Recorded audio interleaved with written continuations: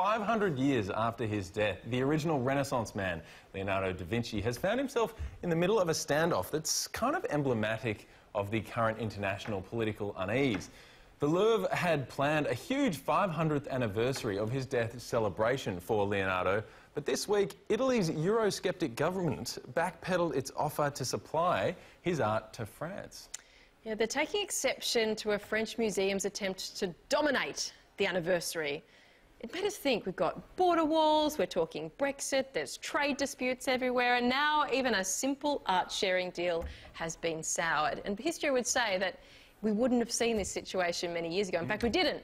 Artworks have been sold and borrowed across countries, even countries that weren't speaking to each other, but art seemed to be above it all. It does seem like there's very little goodwill left in the world, right? Have we lost all meaning in this type of thing? But tonight's Taking Stock, we're joined by Angela Fathulkas, founder of the Small Business Party. Thank you so much. Right. And consumer psychologist Adam Ferrier back with us for Your Money Live this evening. Adam, first to you. Is there any goodwill left in the world when you see stuff like this? Look, I don't know. I think this is a clear case of cultural appropriation. The French have stolen something from the Italians, and for years and years they've been kind of marketing Da Vinci as being one of their own by being in the Louvre. Australia would never do that, except for, well, Russell Crowe, Split Ends, Weet-Bix, Sparlap, except for all of those where we wouldn't do this kind of thing. Angela, what do you think? Adam, I did think about this earlier today when we were discussing it in the office, and I also thought about sport. I mean, Italy and France have always had this massive rivalry in basketball, soccer, everything else. I think on a cynical note, the governments have sat down. We've got a situation. They've gone, no way these French dudes going to rip us off on our 500th anniversary. We need to sort it all out. And the French are saying, hey, we thought of it first, so we want it. There's also the question of the previous art having gone missing. So one of Da Vinci's most expensive paintings, the one that I think that was bought for $800 million, was donated back to the Louvre. That's gone missing, hasn't surfaced for the last 6 months. I think the Italians have caught wind of all of this and said no. On a serious note, of course, it's the alt-right government resurfacing within Europe, causing a lot of this friction in many countries. This is just another example. That's right. I mean, this is about art, I suppose, this particular issue, but it slots in, as Brooke said. As a euphemism. Exactly, right? I mean, borders seem to be incredibly important right now. Everyone's beating their own nation's drum. You know, we hear it about, we just heard Trump talking exactly about borders, and then we hear, as Brooke said, Brexit, all of these sorts of things. So, yeah, I mean, a bigger issue perhaps, but do you look back and do you sort of look through rose-coloured glasses at a time when we weren't so quick to be, you know, annoyed at each other across the pond or across the border? Adam, what do you think? Oh, look, I don't think it's so much. We can't read too much into this. I think this is more about the Italians looking after their brand and their country and saying, well, kind of Leonardo da Vinci is one of the things that makes up, you know, Italy Italian. It's like the true Renaissance man and all that kind of stuff. And so I think it's fair enough that they're saying, hey, we want to celebrate him. Just because he thought of it first doesn't make it right, French people. And so I think good on them for kind of protecting their own and protecting their brand. And I think, you know, maybe New Zealand can take a leaf out of their book and take back a few of the things they've been giving us for many years. It does seem there is little goodwill towards our politicians more broadly, guys. Yeah. Scott Morrison is right in the thick of it today. His shoes are white, his face is red. Yes, someone in the PM's office decided, and we have no idea why, that they needed to Photoshop some beaten-up tennis shoes into some very crisp white ones. Looking very goofy, all of social media completely dining out on this one. You're the expert in marketing, Adam. Well, Angela, you'll be pretty good at it from a small business perspective as well. What do you guys reckon? Well, why do you think they would have done it? What do you think of how Scott Morrison's tried to get out of it today? I reckon that the big issue here for Scott Morrison is he's been accused of being really, really contrived many times previously. The whole I'm fair dinkum, she'll be right, mate, I'm one of you, I'm down to earth. There's been lots and lots of discourse and lots of social media commentary around the fact that he's faking it, whether he's a good politician or good Prime Minister or not. So this plays right into the heart of his perceived weakness, that he's not being authentic and he's trying too hard to be one of the people. Like, as you said in your introduction, why on earth anybody thought photoshopping the right pair of shoes onto his feet is a good idea, was a good idea, is beyond me. So I think it's teeny and small, but emblematic of a Prime Minister not comfortable being Prime Minister. Yeah, and shouldn't have used the 14-year-old work assistant's kid to use Photoshop on that photo. It was a terrible job. I don't want to overthink this. I don't want to overthink it. But I don't care what's on his feet. I just need to go public with that statement.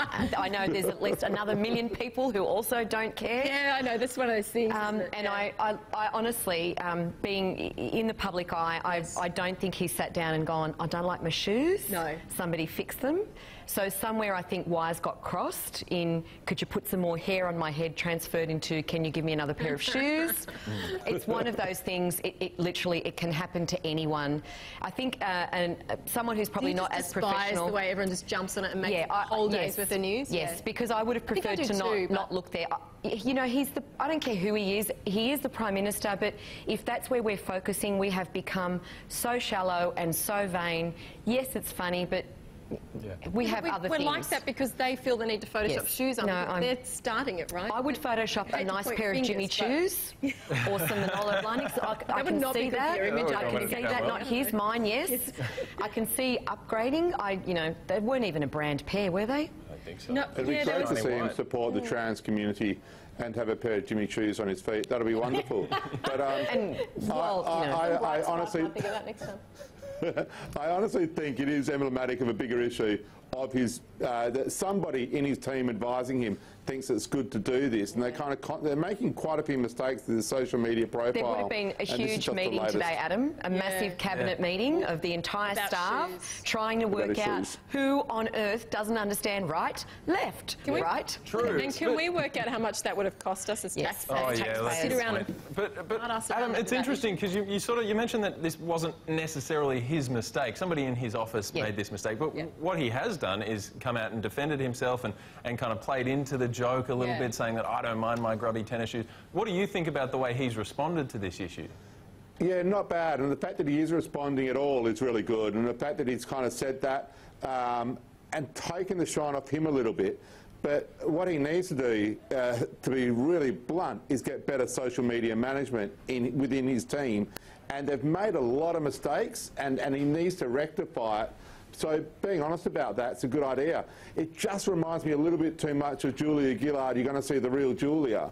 And that was the worst thing, one of the worst things she ever did in the run-up to the election. And he needs to sort it out quickly. And it's quite significant. It could have, like that bloody photoshopping of her shoes could have a big impact on the election, which is ridiculous in itself. It gives enough fuel to Labor, certainly, to continuously keep ridiculing him. And that other shot of him holding 2 pairs of red shoes, it just goes to show you that you can never be too careful what's going to come back at the wrong time and sort you out. It's an unfortunate situation, and I'm always surprised why government at such a high level cannot afford good social media skills and talent when there is such a surplus in this country, especially when 14-year-olds do know what they're doing. Yeah, actually, you're right. They do know what they're doing. I shouldn't be ageist, but it was probably the 45-year-old in the office as opposed to the 14-year-old. He may have done it. He may have done it himself. I don't know. Whoever did it. Or a bot. Yeah, but as Adam said, I mean, ridiculous that it hasn't been sorted out, that the team and the expertise at this point in the game, it is so high stakes. Now, on this day, 12 years ago, the very first iPhone was unveiled. We were loving this trip down memory lane today. A clip of the Apple CEO, Tim Cook, back in 2007. Watch as he presents to the world the iPhone for the very first time. Every once in a while, a revolutionary product comes along that changes everything. But what we're going to do is get rid of all these buttons and just make a giant screen. A giant screen. Now, I'm going to go ahead and just push the sleep-wake button, and there we go, right there. And to unlock the phone, I just take my finger and slide it across. All right, you want to see that again? Go to sleep. We wanted something that you couldn't do by accident in your pocket, and just slide it across, boom. Now here I am, you can see 5 buttons across the bottom, playlists, artists, songs, videos, and more. I'm an artist right now. Well, how do I scroll through my list of artists? How do I do this? I just take my finger and I scroll. That's it.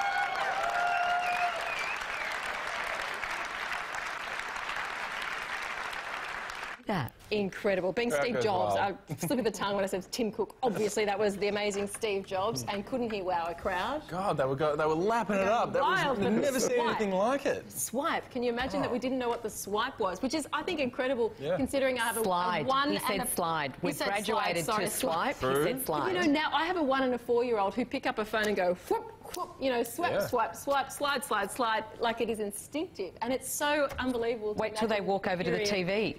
Yes, and want to swipe the TV. Exactly. I just find it funny to think of an era where we didn't really have that concept in our heads. What did you guys think of that today? I think that I sat down and thought about the last 12 years in technology and where we have come, in particular with the iPhones, and you know what matches that, what stands out for me. And of course, I was thinking along the lines of artificial intelligence, Adam, and Tesla were the two main things that came to me as being game-changing right now, and what they've generated and what they have the potential to do. Yeah, and So in that 10 was- years we'll say, wow, Yes, we didn't know about well, it those won't even things. take. Yeah. It won't take 10. Yeah, That's exactly. right, that's Adam? right. Jobs was very good at doing was appropriating the best of technology available at the time and packaging it up in very easy to use formats. And so, you know, he obviously wasn't first with the phone, wasn't first with MP3 players, hasn't never been first, never really wanted to be first. He always was just best or most elegant at it. And now every single kind of big breakthrough in technology, whether it be, as you saw, touch screens or e-readers, streaming services, social media, they're all fitting into the iPhone, which is kind of making it seem like an amazing, amazing product. But it's kind of leveraging off a whole lot of other people's kind of ingenuity, if you like. His expertise is in making things very, very easy to use. Well, you're right, Adam, because when you do analytics of any online situation and how that's ranked, one of the first things you see in your tools is how it's ranked on the iPhone users situation. It gets its own dedicated column and everything else tends to get other. Other devices are stuck in other. So it's much more great or bigger than we could have imagined when you're judging and measuring everything by a device and a product. But it's amazing. it's a pity he's not around now when you look at the share price over the last few months. So Well, I think celebrate now because supposedly he it could be doesn't look around that rosy somewhere. going forward. Yeah, good Well, call as well. it's incredible, isn't it? I mean, what we were standing on the brink of there 12 years ago. Amazing to think and talk about. Adam Ferrier from Melbourne there, consumer psychologist. Thank you very much for joining us. And Angela Vathulkas, founder of the Small Business Party, as always. Thank you very much. Appreciate it.